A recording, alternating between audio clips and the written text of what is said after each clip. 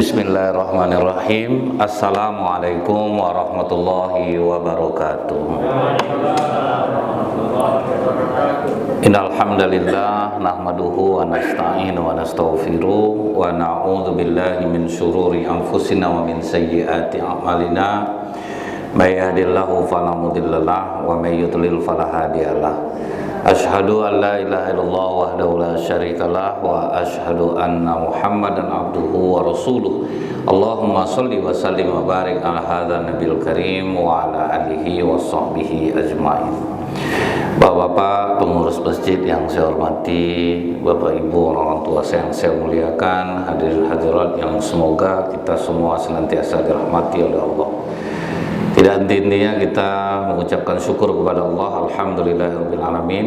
Allah masih berikan Bapak Ibu kekuatan iman, hujan, tapi tetap hadir di masjid ini.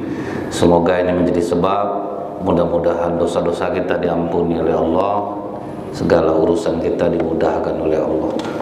Bersolawat kita kepada Rasulullah sallallahu alaihi wasallam dengan ucapan Allahumma sholli ala Muhammad wa ala alihi washabbihi wasallim. Semoga dengan banyak kita bersolawat kita mendapatkan syafaat di yaumil akhir kelak. Ketika awal dakwah Islam itu disampaikan oleh Rasulullah SAW, awalnya orang-orang Quraisy menganggap remeh dengan apa yang disampaikan oleh Rasulullah SAW.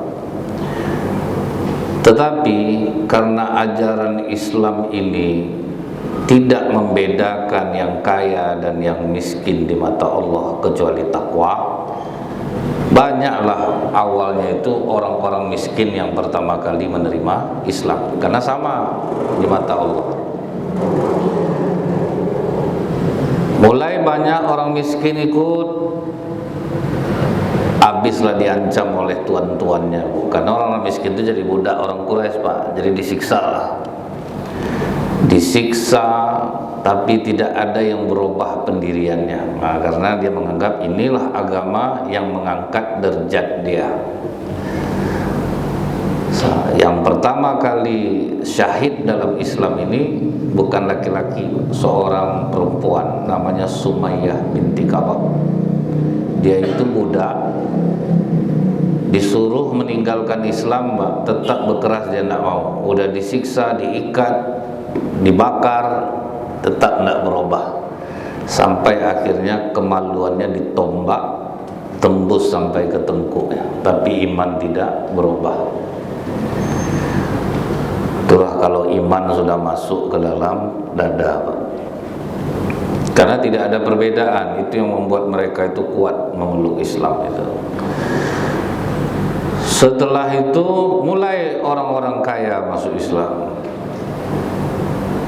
Abdurrahman bin Auf, Utsman bin Affan, Abu Bakar Siddiq. Nah, di situ baru mulai khawatir orang Quraisy. Ini bukan orang miskin yang masuk, ini orang kaya pun ikut juga. Yang ikut itu pengusaha-pengusaha besar pula. Apa yang dilakukan oleh Abu Bakar Siddiq dengan hartanya? Dibebaskannya lah, Pak, para budak itu. Habis duit Abu Bakar itu, Pak. Untuk menebus Bilal aja 9 uqiyah emas. Satu uqiyah itu, Pak, 7,4 dinar. 1 dinar 3.578.000. Dapat Pajero Sport, Pak. Nah, itu untuk bayar, untuk nebus orang ya, Pak. Ada enggak kita yang sanggup melakukan hal itu seperti sekarang ini? Rasa enggak mungkin. Jadi sebaik-baik penolong untuk takwa kepada Allah adalah harta benda, sebaik-baik harta di tangan orang soleh. Karena kalau orang soleh, Pak, hartanya tidak untuk dia, dia ingin bermanfaat untuk orang. Inilah yang dikatakan Rasulullah, Bu, sehebat apapun ibadah anak cucu Adam di masa depan, nilainya sama dengan tidurnya sahabatku. Tidur sahabat, kita kuat ibadah segitu nilai, karena jiwa mereka tuh. Masuk Abu Bakar Siddiq, mulai kuat Islam, dana sudah kuat.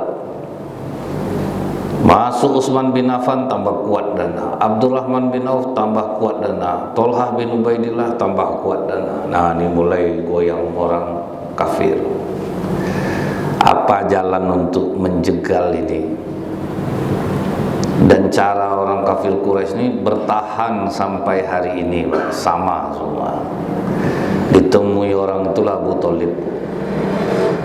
Paman, tolong sampaikan ke Muhammad, mau dia meninggalkan dakwah Islam ini.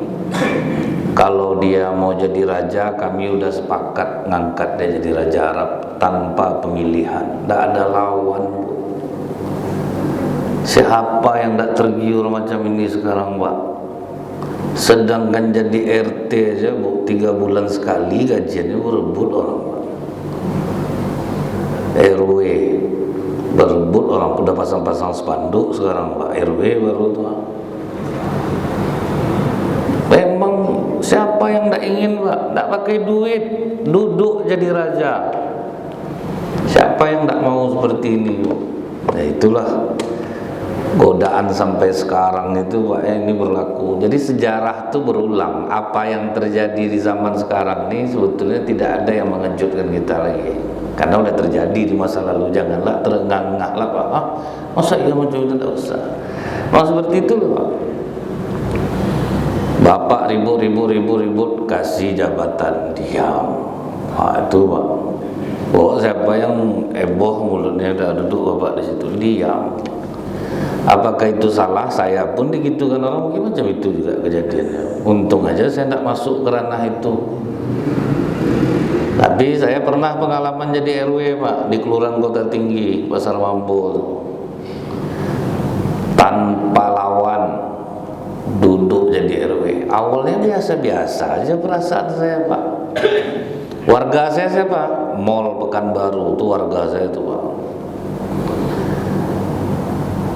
Kan kadang datang orang ke rumah, ini ngurus ini Pak RW, ini ada sikit, gara-gara yang sikit tuh enak rupanya, Pak.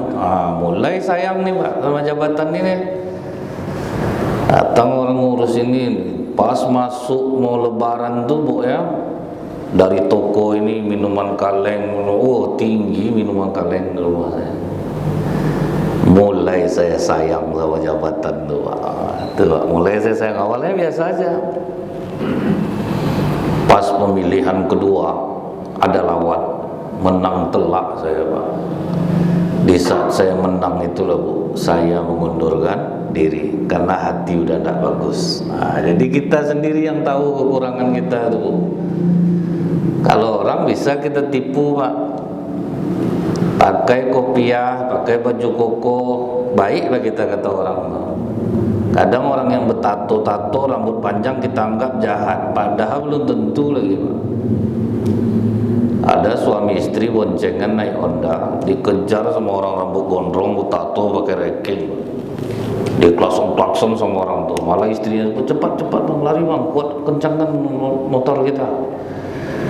Kencang motor, cari tempat yang ramai, masuk pom bensin, masuk pula dia, Pak. Turun suaminya, ngapa kau ikut kami dari tadi? Dompet istri Bapak jatuh sejauh-jauh, saya ngejar Bapak. Udah saya klakson, tidak berhenti Bapak. Lupa membalikkan dompet, Pak. Gara-gara curiga nengok gaya dia seperti itu. Kadang yang sering sholat ke masjid ini, Bu, hati sapi hilang dibuatnya. Jumlah sapi 9, hati ketemu 7 lagi, Pak. Patut jahat sapi itu, hati tidak ada lagi, Pak. Hilang aja misterius. Jadi ini menandakan apa, Bu? Betul kata Rasulullah itu, jangan nilai orang baik karena rajin sholat. Bergaullah dengannya, baru kalian akan tahu dia baik atau tidaknya. Jadi itu ukurannya, Pak. Nah, setelah itu, Pak, siapapun orang yang ditawarkan jabatan, kita ingat lagi nih, Pak, macam Fir'aun. Fir'aun itu, Pak, dia pemimpin Mesir Kipti yang jadi budaknya Bani Israel. Jadi orang Israel ini pembantu dari dulu tuh. Jadi dia menjadi budak orang-orang Mesir. Inilah kenapa orang Israel itu cerdas, karena dia lama hidup menderita. Orang kalau menderita Pak, maju dia. Kenapa Indonesia ini jadi dijajah? Karena kita kaya. Karena kalau orang kaya itu lemah. Datang orang-orang susah, Belanda payah hidupnya, berakal dia jadinya Pak, bisa dia menguasai Indonesia. Jepang bisa sampai 350 tahun, karena kita kaya. Jadi kaya itu identik dengan lemah, karena semua ada. Kenapa anak-anak sekarang gampang sakit? Karena dari TK diantar Pak, tidak pernah jalan kaki anak sekarang. Karena banyak orang tua berprinsip cukuplah kita dulu yang susah, jangan sampai anak. Itu maka jadi manja anak ini. Nah setelah itu Pak, Fir'aun ini bermimpilah di malam hari. Dia melihat ada api yang datang dari kejauhan membakar pemukiman Bani Israel, orang-orang Mesir. Tapi anehnya rumah orang Bani Israel tidak ada yang terbakar satu pun. Rumah orang Mesir terbakar, rumah orang Israel tidak. Dan dalam mimpinya itu nampak dia anak kecil laki-laki masuk ke dalam kamarnya, diambil mahkotanya, dipecahkan oleh anak laki-laki. Tersentak Fir'aun. Paginya dikumpulkannya lah seluruh penasehatnya. Apa arti mimpi aku nih? Kata penasehatnya, akan datang seorang bayi laki-laki kaum Bani Israel yang akan menghancurkan kekuasaan. Begitu mendengar kekuasaannya akan dirampas, mulailah dia jahat. Disuruhnya lah tentara-tentaranya awasi perempuan-perempuan Israel yang hamil. Kalau lahir anaknya laki-laki, bunuh. Itulah Bu, jadi jahat dia jadinya. Asal lahir bayi laki-laki Israel bunuh. Gara-gara apa? Takut kekuasaan hilang. Itulah bahayanya jabatan. Orang baik bisa berubah menjadi jahat. Awalnya Fir'aun, kalau yang Nabi Musa itu kan Ramses V tuh. Ramses V ini aman-aman aja dia mimpin, mana ada jahat-jahatnya. Nah gara-gara kekuasaannya akan hilang, bangkit takutnya. Dibunuhnya ada bayi-bayi Bani Israel itu. Tapi tetap rencana Allah yang menang. Lolos ibunda Nabi Musa ketika hamil, Nabi Musa itu tidak terdeteksi Pak. Lolos jadinya. Sehingganya Fir'aun yang tadinya seorang raja yang biasa saja, gara-gara kekuasaannya akan hilang, mulai dia ingin menghancurkan orang-orang Israel. Bayi-bayi Bani Israel itu dibunuhnya semuanya. Siapa yang laki-laki bunuh. Tapi Nabi Musa lolos. Jadi Yerusalem itu Pak, Gaza, Palestina itu akan berganti-gantian. Dari zaman dulu sebentar Israel, sebentar Palestina, sebentar Israel, sebentar Palestina. Dan itu memang sudah dipersiapkan Allah. Makanya orang-orang Palestina itu menilai kematian mereka itu dari sudut pandang yang berbeda Pak. Kalau kita kan nengok dari sisi kesedihan, orang Palestina sendiri mengatakan apa? Kita dikasih nikmat oleh Allah untuk mati syahid. Kalau kita mati syahid bisa memberi syafaat kepada 70 orang keluarga kita. Dari sudut mereka. Nah kalau kita karena untuk nyari sumbangan, ditayangkan lah kan, lihatlah saudara-saudara kita di Palestina dibom. Sekarang ini tidak akan ada yang bisa masuk sumbangan ke Palestina karena tidak ada yang boleh masuk, diblokade semuanya. Apa kata orang Palestina sekarang ini? Kami butuh doa dan siarkan, karena mereka membalikkan fakta.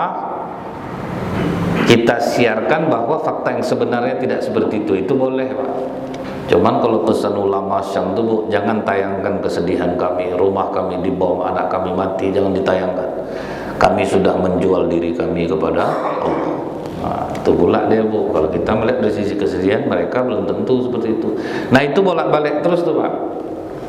Jadi zaman Fir'aun Bani Israel jadi pembantu, lemah, nanti bertukar lagi, dia pula lagi yang kuat.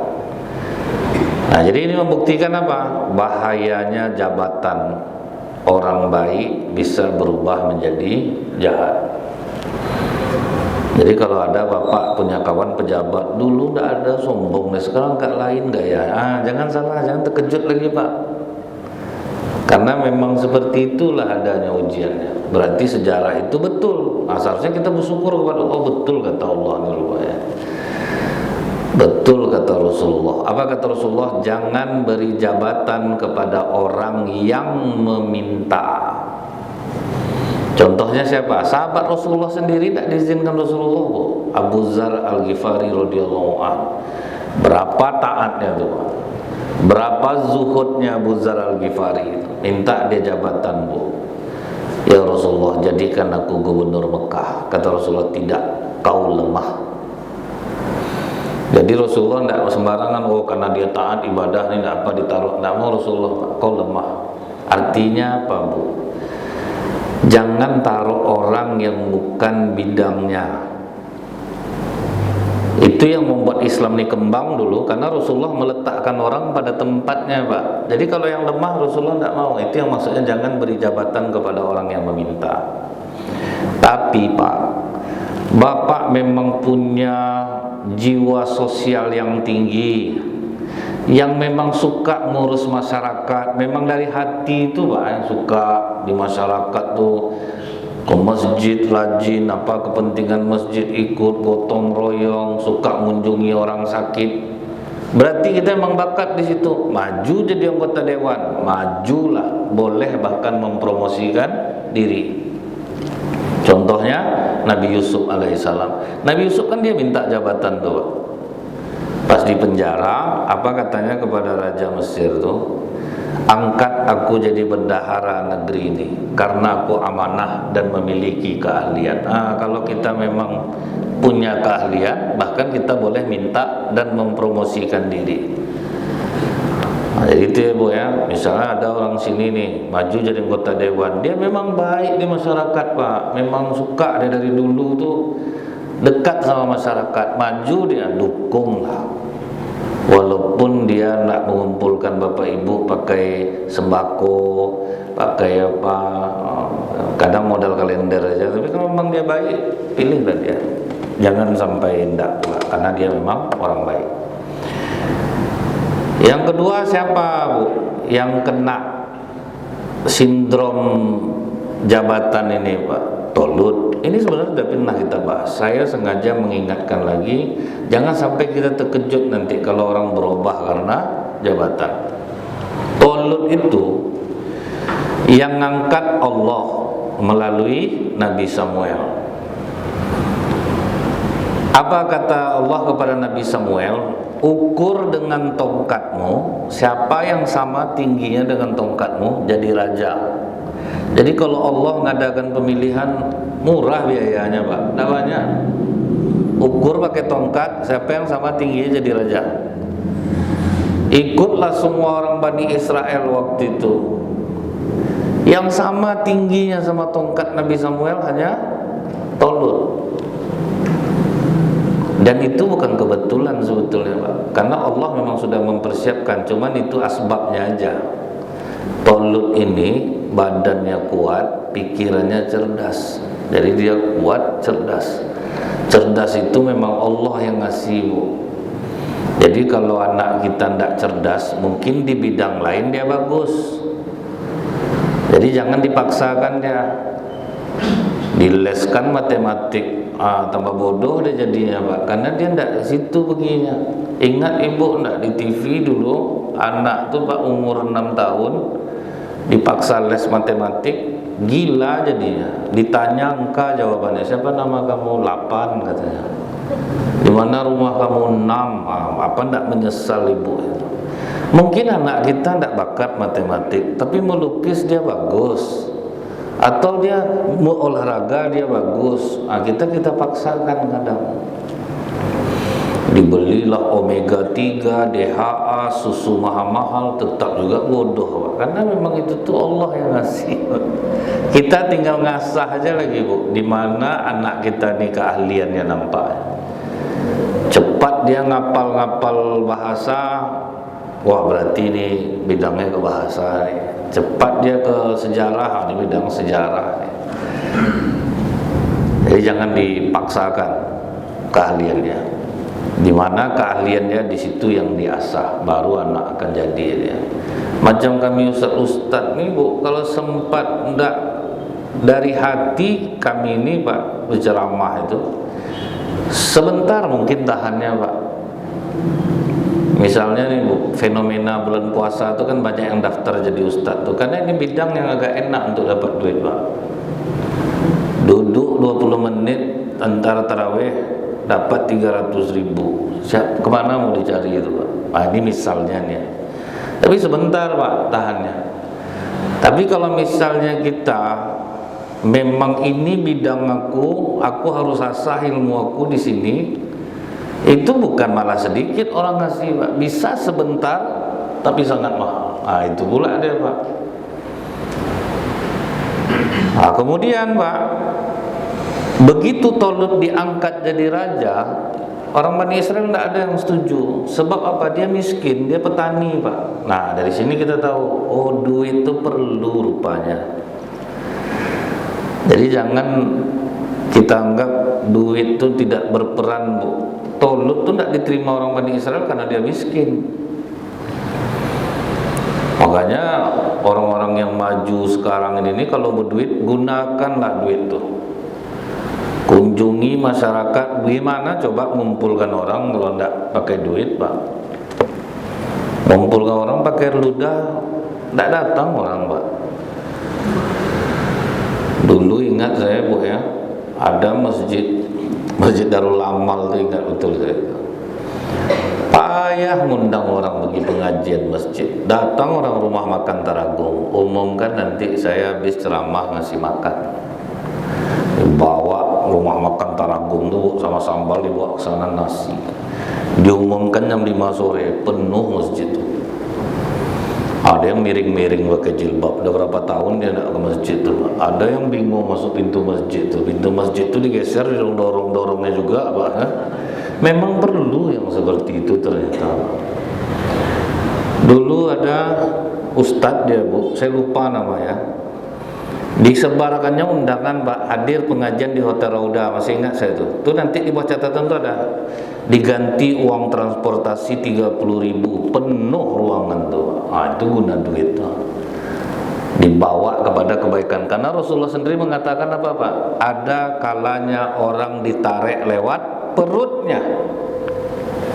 Contohnya siapa sahabat Rasulullah yang dipakai duit nariknya ke Islam, pakai harta?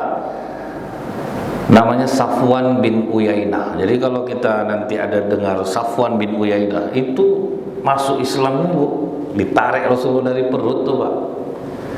Dipinjam Rasulullah baju besinya, dia tidak mau masuk Islam. Mekah sudah ditaklukkan, malah keras hatinya, Pak, mau kabur dia. Akhirnya dijamin orang, udah kau di Mekah aja lah dulu, Rasulullah tidak akan membunuhmu.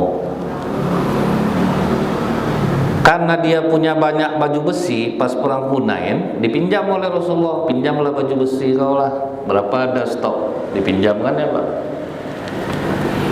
Setelah selesai perang Hunain, dikembalikan bajunya, dipegang Rasulullah, tangannya diajak ke atas bukit. Kau tengok onta yang di bawah itu semua, tengok Muhammad, kenapa? Itu semuanya untukmu, karena kau telah meminjamkan baju besimu kepada kami. Menengok onta sebanyak itu langsung syahadat, Pak. Asyhadu an la ilaha illallah. Jadi ada yang ditarik ke perut. Sampai sahabat Ansar waktu itu terkecil hatinya, Pak. Awak yang berjuang selama ini, orang-orang yang baru-baru Islam itu banyak dapat, kita masa tidak ada. Sempat juga, Pak, sahabat Ansar itu. Akhirnya kata Rasulullah, Pak, kalau kalian tidak kuragukan iman kalian lagi, tidak pakai duit pun kalian mau. mereka baru. Itulah Pak. Macam Bapak Ibu nih lah, enggak pun ada makanan di masjid tetap juga hadir segini Pak. Tetap juga ikut pengajian. Cuman memancing yang baru-baru itu ya memang seperti itulah Pak. Jadi yang berduit-duitnya dibuat surat undangan pengajian malam ini ganti transportasi 30.000, bukan dari masjid nih yang datang lagi Pak. Yang lain-lain datang aja. Enak pengajian sana nanti diganti biaya transportasi, kan ramai masjid ini Pak. Penuh nih Bu. Jadi ini maksud saya tuh kadang kita menggunakan kekuatan uang, karena kalau tidak pakai duit nih payah mengumpulkan orang. Saya ingat dulu Bu, saya diundang oleh anggota dewan di rumahnya, dia santunan anak yatim. Hari hujan deras betul, ramai orang datang. Saya sampaikanlah kepada Bapak nih, salut saya nengok Bapak, sayang warga sama Bapak. Selebat-lebat nih hujan, datang orang, baca undangan tuh Ustaz, baca rupa beras 5 kilo, mentega, minyak goreng, gula, susu, indomie. Pantas Pak, petir menyambar datang orang ramai-ramai itu, lengkap sembako ya Pak. Tapi bagus kan Pak. Jadi jangan dibilang itu salah Bu, memang seperti itulah. Nggak mau orang waktu itu ngikut perintah Tolut nih. Kata Samuel, kalian tadi minta angkat raja, sekarang udah diangkat raja, kalian mau tidak mau harus ikut perintah dia. Diajaklah berperang melawan Jalut. Jalut itu Palestina. Takut dulu Pak orang. Jadi itulah bolak-balik saya katakan tadi itu Bu ya. Ini orang Bani Israel mau menyerang Palestina. Itu di zaman Tolut. Di Palestina yang ditakuti waktu itu Jalut. Berangkatlah lebih kurang 7.000 orang, termasuk di dalamnya Nabi Daud alaihissalam, remaja menjelang dewasa waktu itu. Adalah sungai. Apa kata Tolut? Allah menguji kalian dengan sungai ini. Siapa yang hanya mencuci-cuci tangan, mencelup-celupkan tangan, berarti dia ikut bersamaku berperang melawan Jalut. Tapi siapa yang meminum airnya, dia tidak ikut berperang bersamaku. 7.000 yang pergi, 6.700 minum air semuanya Pak. Itulah orang Bani Israel itu dari dulu.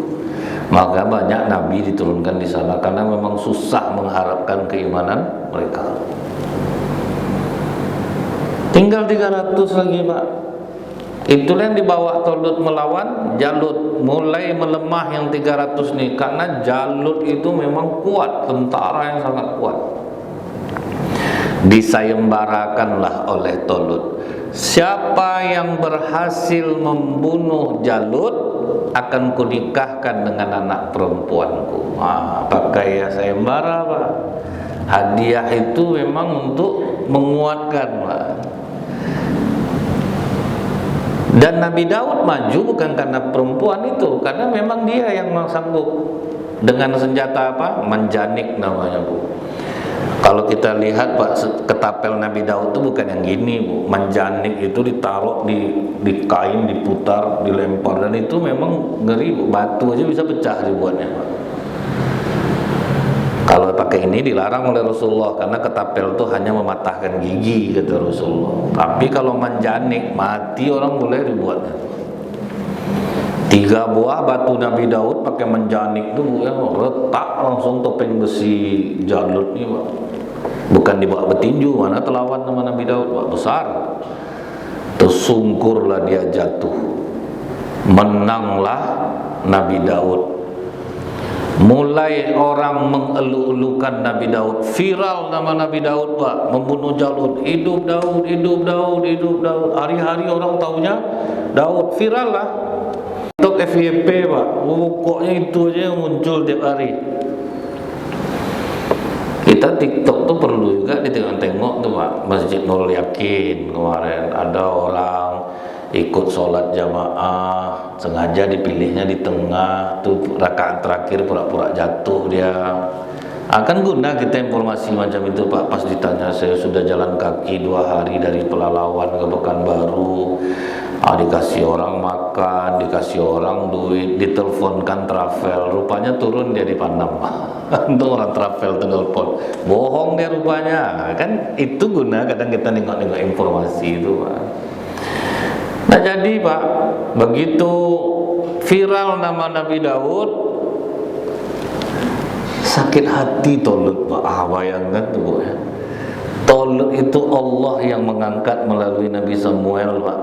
Naik nama Nabi Daud, sakit hatinya, ngeri tak tuh, Pak, jabatan. Mulailah Tolut ingin membunuh menantunya sendiri, Nabi Daud, Pak.